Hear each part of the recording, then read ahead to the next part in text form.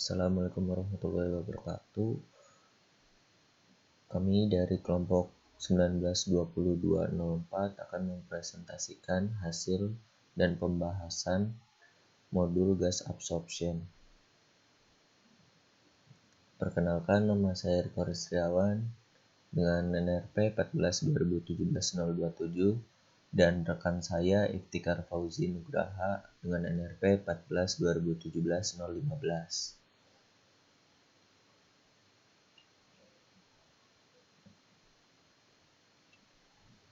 Nah, dari modul ini terdapat 5 tujuan.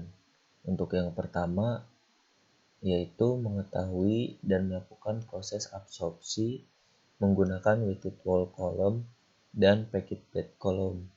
Untuk yang kedua itu, menentukan koefisien perpindahan massa yang diakibatkan oleh adanya absorpsi pada weighted wall column. Yang ketiga, membandingkan konstanta perpindahan massa secara teoritis dan percobaan pada weighted wall column. Yang keempat, melakukan dan mengetahui proses stripping yang menggunakan packed bed column. Yang kelima itu, membandingkan ketinggian packed bed column berdasarkan HETP dan sebenarnya.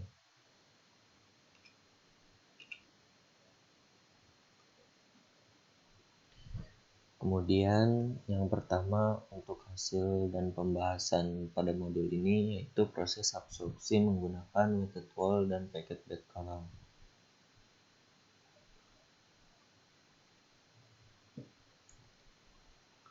Pada percobaan ini dilakukan proses pemisahan menggunakan metode absorpsi. Nah, pada proses absorpsi ini komponen gas yang digunakan adalah oksigen yang terkandung di udara, sedangkan fasa cair yang digunakan adalah air keran. Nah, kemudian absorpsi dilakukan pada weighted wall column dan packed bed column. Untuk proses stripping dilakukan pada packed bed column. Nah, untuk absorpsi sendiri penjelasannya yaitu absorpsi merupakan suatu proses untuk pemisahan campuran dengan cara mengkontakkan fluida gas dan cair. Terjadinya kontak akan mengakibatkan driving force perpindahan massa. Perpindahan massa merupakan suatu fenomena di mana terjadi perpindahan sejumlah materi, dapat berupa aliran, fase fraksi, dan atau komponen dari satu lokasi ke lokasi lainnya, sehingga menghasilkan gas yang lebih murni dan cairan yang lebih kaya akan komponen gas terlarut. Untuk proses absorpsi menggunakan weighted wall column ini, untuk weighted wall column adalah kolom vertikal di mana terjadi perpindahan massa dan panas antara dua fluida yang mengalir di dalam kolom. Untuk prinsip kerjanya, cairan masuk melalui bagian atas kolom dan gas masuk melalui bawah kolom, sehingga terjadinya kontak antara fase cair dan fase gas di dinding kolom yang terbasahi, yang menyebabkan terjadinya perpindahan massa dari komponen gas ke dalam cairan. Menurut teori, semakin besar laju alir fluida yang digunakan, maka semakin besar perubahan konsentrasi O2 pada fase cair, yang menunjukkan semakin banyak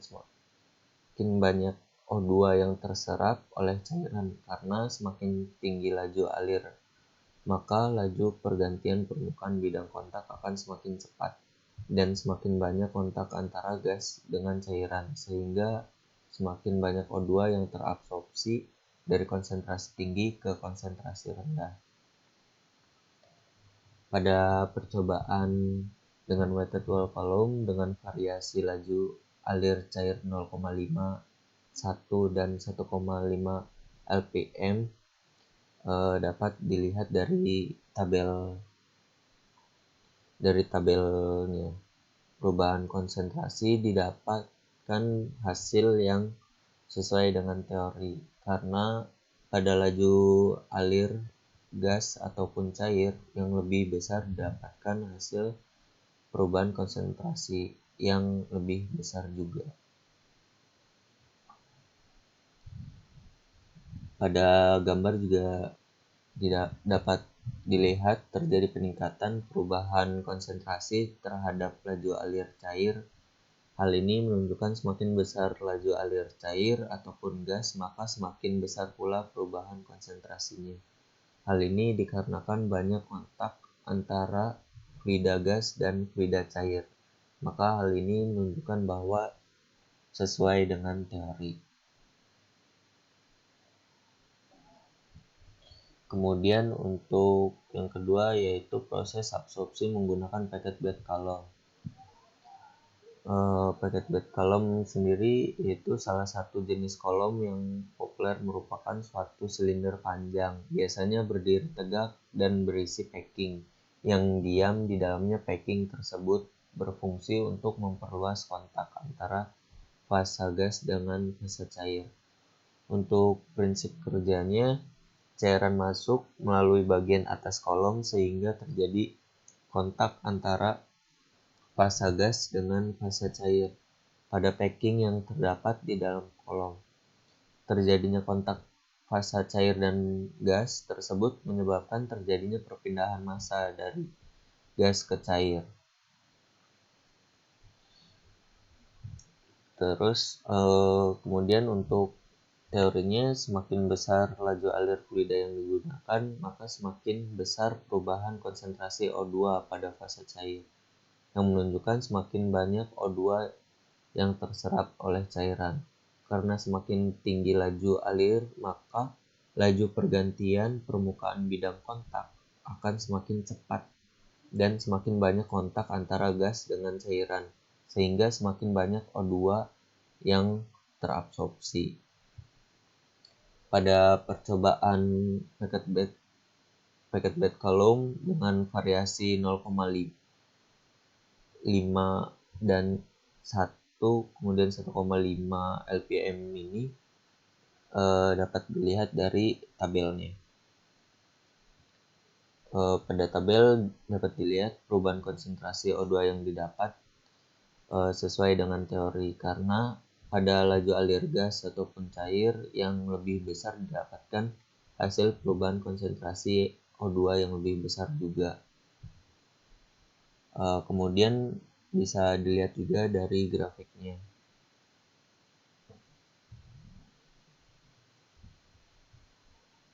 Pada grafik terjadi peningkatan gradien konsentrasi terhadap laju alir cair. Hal ini menunjukkan semakin besar laju alir cair ataupun gas, semakin besar pula gradien konsentrasinya. Maka hal ini menunjukkan bahwa konsentrasi sesuai dengan teori.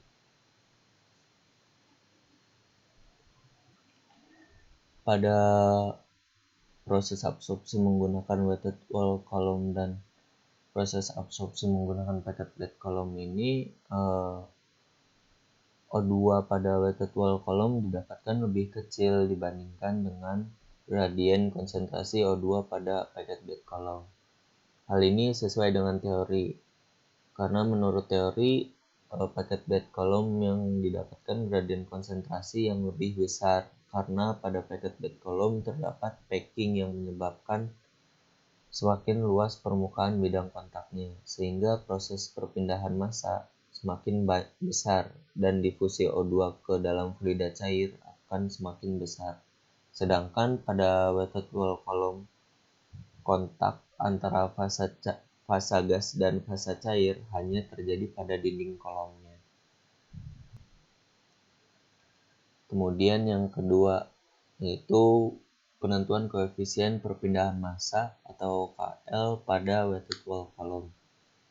Nah, koefisien perpindahan massa merupakan salah satu parameter untuk menghitung seberapa banyak massa yang berpindah dari fasa gas ke fasa cair.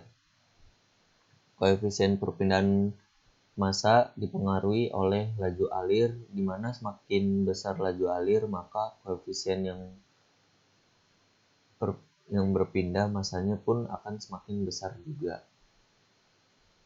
Pada gambar didapatkan grafik koefisien perpindahan massa terhadap laju alir cair pada weighted wall column berdasarkan data yang diperoleh. Nilai koefisien perpindahan massa semakin meningkat dengan meningkatnya laju alir cair. Hal ini karena semakin tinggi laju alir, maka laju pergantian permukaan bidang kontak akan semakin cepat dan semakin banyak kontak antara fasa gas dan fasa cair. Sehingga semakin banyak gas yang terabsorpsi, semakin seringnya kontak yang terjadi akan memperkecil hambatan yang dapat mempengaruhi proses perpindahan massa. Banyaknya kontak antara fasa gas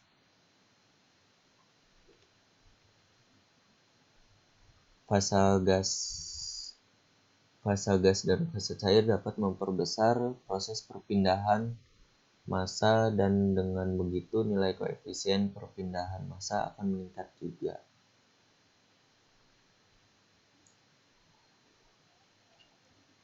Kemudian yang ketiga yaitu perbandingan konstanta perpindahan massa secara teoritis dan percobaan pada weighted wall column. Ketiga, perbandingan konstanta perpindahan massa secara teoritis dan percobaan pada weighted wall column. Nah, pada percobaan ini dilakukan penentuan koefisien perpindahan massa secara teoritis dan percobaan.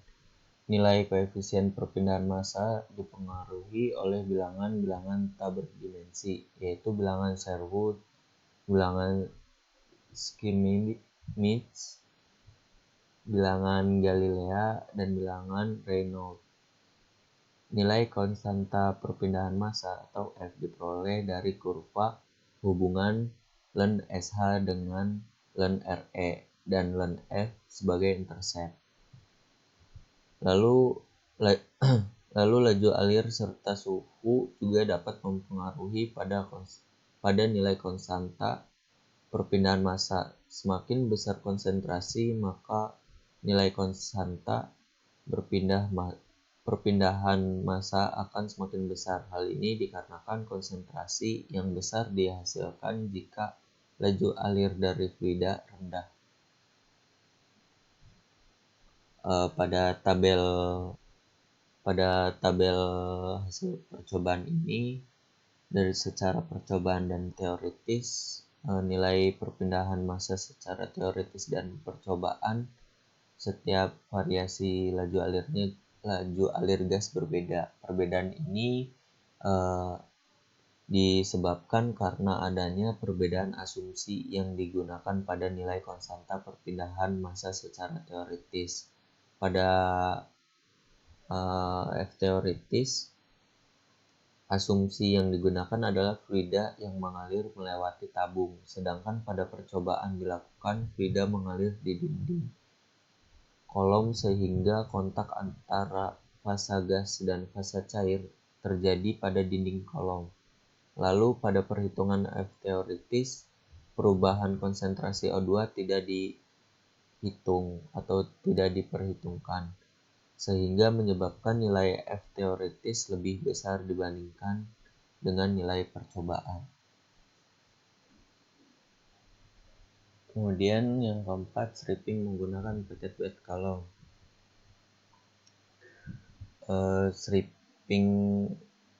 Stripping pengertiannya yaitu sebuah metode pemisahan dari fasa cair ke fasa gas, di mana fasa cair mengandung solut dan gas di sini berfungsi sebagai pelarut atau disebut juga stripping agent yang tidak larut ke dalam cairan. Pada prinsipnya, proses stripping menggunakan kebalikan dari absorpsi, di mana pada percobaan ini proses stripping dilakukan pada packet bed column. Dilakukan hal ini bertujuan untuk memisahkan oksigen yang terlarut dalam air dengan cara mengotakkan air yang mengandung oksigen dengan gas N2. Secara teori, kandungan oksigen akan berkurang pada air melalui proses perpindahan massa yang terjadi, di mana akan terjadi proses difusi dikarenakan air sebagai fasa cair memiliki konsentrasi O2 lebih tinggi dibandingkan N2, sehingga O2 akan terdesorpsi dari air ke gas N2. Kemudian secara teori juga, semakin besar laju air cair yang diberikan, maka semakin banyak O2 yang terdifusi, maka perbedaan konsentrasi awal dan akhir O2 akan semakin besar. Berdasarkan pada tabel, perbedaan konsentrasi awal dan akhir O2 laju alir 1,5 lpm lebih besar dibandingkan dengan 1 lpm dan 0,5 lpm.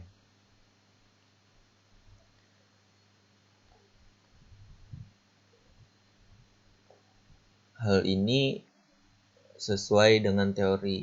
Proses difusi akan terjadi dari air sebagai fasa cair yang memiliki konsentrasi O2 lebih tinggi dibandingkan dengan N2, sehingga O2 akan terdesorpsi dari air ke gas N2. Untuk yang terakhir, perbandingan ketinggian packet bed column berdasarkan HTP dan sebenarnya.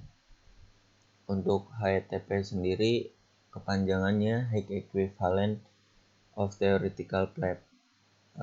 Untuk pengertiannya,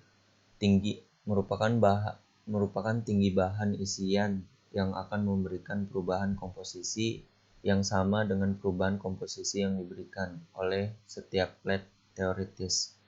Variabel yang mempengaruhi HTP antara lain tipe dan ukuran bahan isian, kecepatan aliran masing-masing fluida, konsentrasi fluida, diameter menara, dan sifat fisik dari bahan. Pengertian tadi dikutip dari buku Treibold. Kemudian dalam penggunaan HTP biasanya digunakan dalam perancangan desain menara bahan isian. Nilai HTP digunakan untuk menentukan efisiensi suatu menara bahan isian atau packet bed column dan untuk menentukan tinggi dan jenis bahan isian yang digunakan agar mencapai hasil yang diinginkan. Lalu nilai HTP juga dipengaruhi oleh jumlah tahap. Jika jumlah tahap semakin banyak, maka nilai HTP akan kecil, dan hal ini tersebut menunjukkan bahwa alat tersebut bisa dikatakan bekerja dengan baik. Lalu jumlah tahap akan menunjukkan beberapa kali fluida, gas, dan cair itu melakukan kontak hingga mencapai keadaan setimbang. Berdasarkan tabel dapat dilihat bahwa nilai HTP yang didapat tidak sama dengan tinggi kolom sebenarnya. Perbedaan ini dapat disebabkan karena variabel yang dapat mempengaruhi percobaan seperti laju alir cair maupun laju alir gas yang tidak stabil, flooding atau saat laju alir gas terlalu besar sehingga laju alir cairnya lebih kecil yang mengakibatkan adanya genangan pada kolom saat proses tersebut. Pada tabel pun dapat dilihat hasil dari penentuan jumlah tahap didapatkan sebanyak 1 tahap pada seluruh percobaan.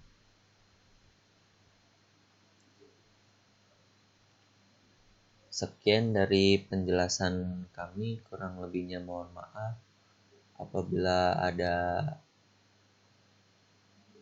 kata-kata yang salah atau kurang.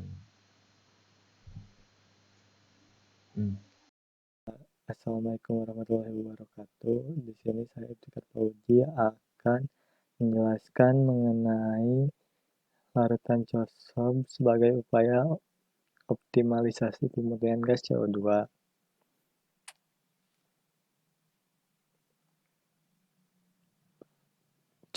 Proses COSOB merupakan suatu proses pemisahan karbon monoksida atau CO melalui reaksi kompleks antara karbon monoksida dan larutan cosob yang merupakan pelarut yang mengandung CuAlCl4 yang dilarutkan dalam cairan organik seperti toluen. Larutan cosob juga ditemukan pada awal tahun 1970-an oleh Tenneco Chemical.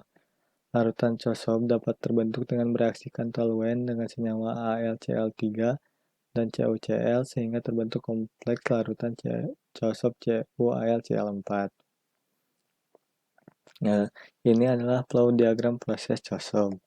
Pelarut cosob dikontakkan dengan gas umpan yang syarat CO dalam absorben countercurrent.